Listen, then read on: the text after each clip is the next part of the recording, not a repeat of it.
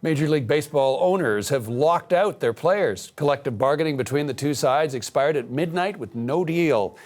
This is the first work stoppage for the league since the 1994-95 players' strike.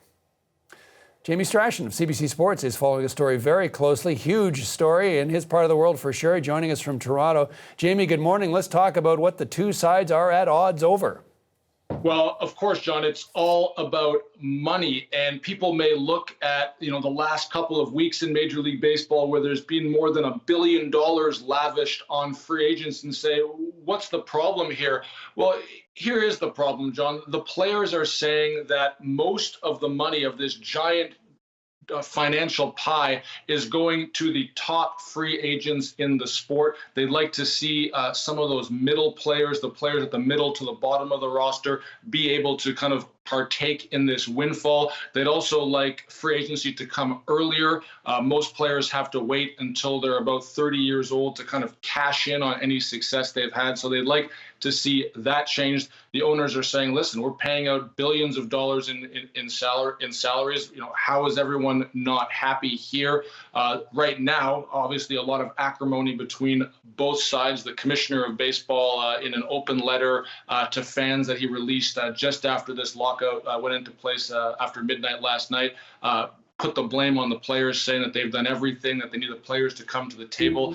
Major League Players Association head Tony Clark also putting out a statement that basically said it's the owner's fault. So a lot of money on the table here, and it may be very confusing to fans, as I said, John, when they see this more than $1 billion of money that's been lavished on free agents in the last month alone, and really right up until when this lockout was imposed last night at midnight. Free agents were being signed to big, lucrative deals. But right now, the two sides seem very far apart when it comes to who gets to take part in what's a very large financial pie. Okay, Jamie, though, as we know, it's the off season. A lot of the players are on the golf course. But what happens if this drags beyond, past spring training right up to opening day? Well, that's the real problem for baseball right now, John. I mean, this is a sport that had a history of lockouts and strikes in the 70s and 80s, right up until the mid-90s. But there's been a lot of labor peace in the last 25 years, and it's really what baseball has needed. This is not a growing sport. In many markets, it lags behind baseball, it lags behind football, it lags behind hockey in many markets as well.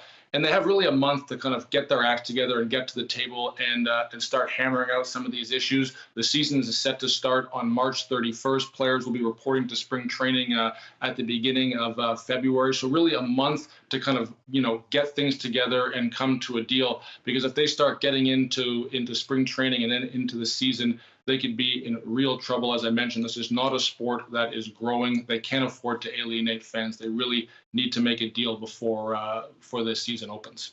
Okay, well, watch as the drama unfolds. Thanks for this, Jamie. Really appreciate it. Thanks, John. Jamie Strachan of CBC Sports.